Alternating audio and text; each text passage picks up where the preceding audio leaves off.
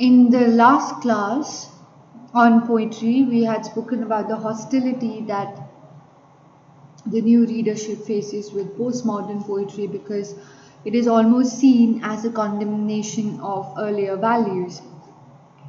Um, the old faith was one of the casualties of the last war. Freud meant to the poets of the first quarter of this century what Darwin meant to Tennyson and Arnold. Charles Darwin changed the course of history as well as literature when people realized that man has not descended from Adam and Eve. Faith shook so terribly that it was difficult to understand that then what importance does religion have if religion is a mythological tool of controlling people and science is the actual factual evidence of man emerging from apes. Sigmund Freud, the father of modern psychology, meant to the poets of the first quarter of this century what Darwin meant to Tennyson and Arnold. The First World War and the Russian Revolution and their consequences shook the poets as the French Revolution shook the English Romantics. The French Revolution, with its banner of liberty, equality, fraternity, was something very new which was introduced during its time in 1789 when the entire world was divided and ruled over by monarchs. After the death of the king, his son will follow, son-in-law might follow.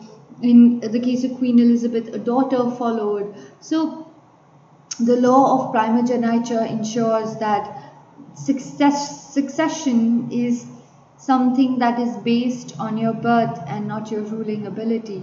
French Revolution overthrew the concept of nobility, but it gave rise to Napoleon and a dictator within himself. The French Revolution was mostly fought because people believed that they wished to elect their own leaders within themselves who understood them, and everybody believed that they deserved to have a voice of their own, voicing their opinions as well as giving suggestions to the government. Okay.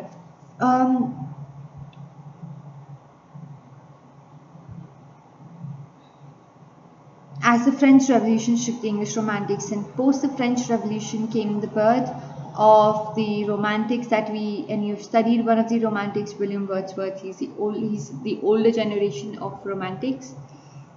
There is a consensus of generally considering only 6 poets as the English Romantics: William Blake, William Wordsworth, Samuel Taylor Coleridge, and then you have Lord Gordon Byron, you have John Keats, and you have Percy Bysshe Shelley.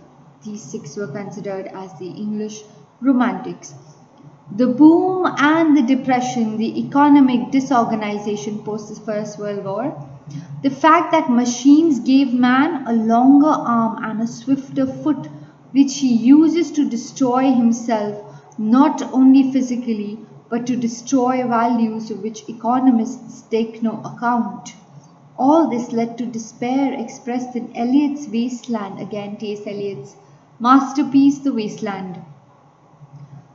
This happened post the Second World War when artificial generation and artificial fixing of limbs had also started. The young react healthily against despair. They aggressively demand not only a new deal but new rules for the game.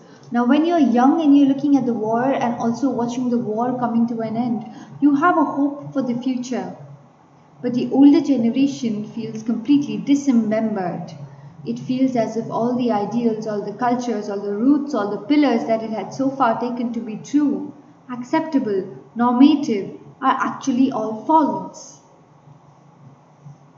The idea most frequently found in contemporary verse is that society is sick and only a radical cure will save it. Some time ago, a sonneteer wrote, "The muse of Darwin, next the muse of Freud."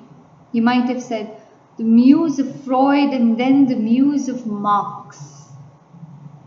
The march of the muses is not so orderly, but all three thinkers provide a frame of reference for modern poetry: Darwin, Freud, Karl Marx. Marx gave us a theory called Marxism, which initiates that every and each decision of ours is actually ruled by the concept of money.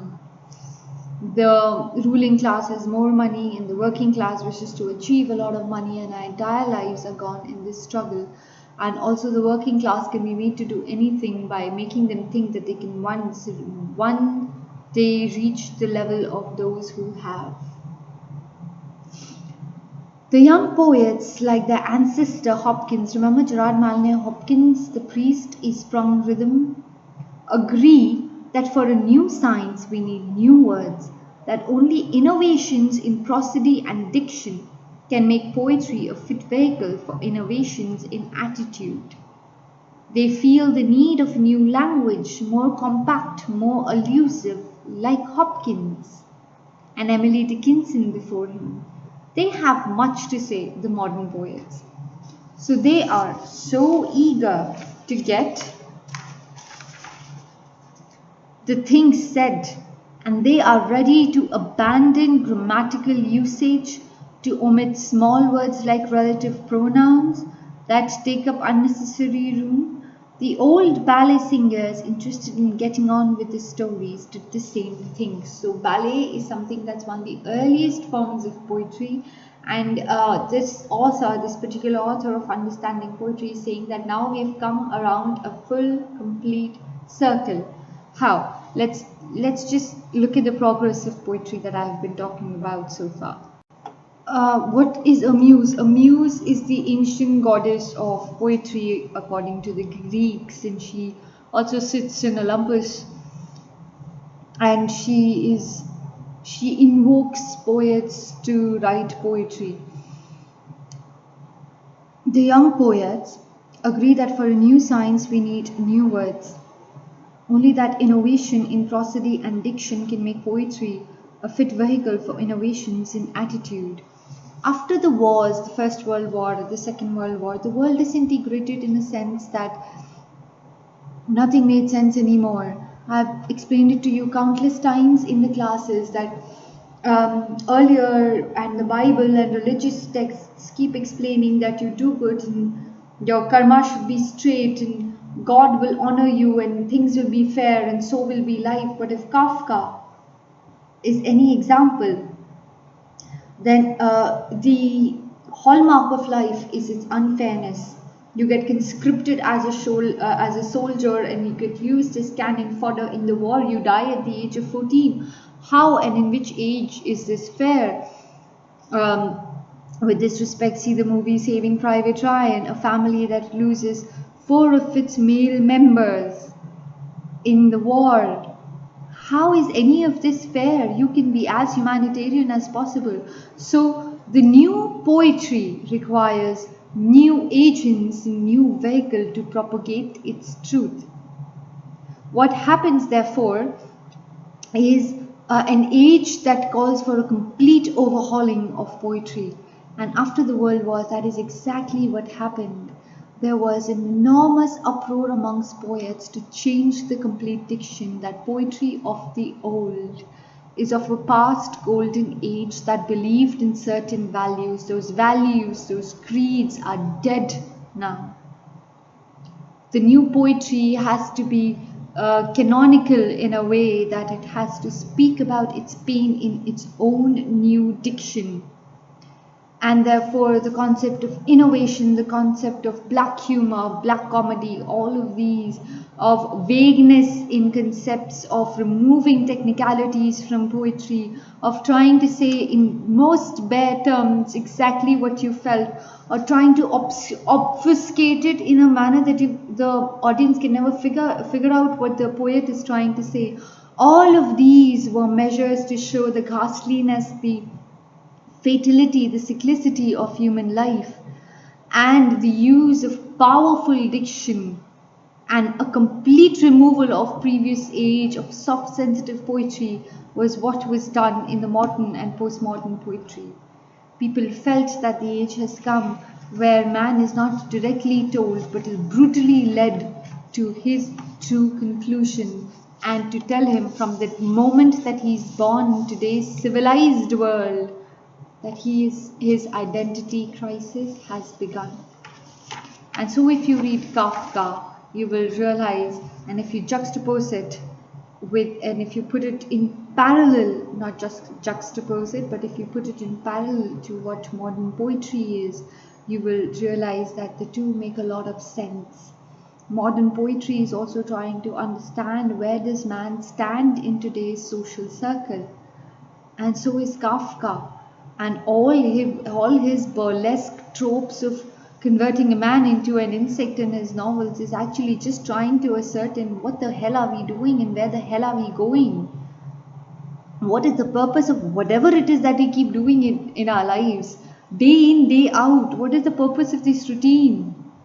And when will it end? Are we all in a state of drowsy numbness where we refuse to see the pointlessness of our lives? Or are we at the moment of awakening? At this point, I'll not take the class anymore of today, because the situation in which the entire world is stuck today can be either seen as an awakening, or it can be seen that the entire past has been just one fitful dream. Think about it.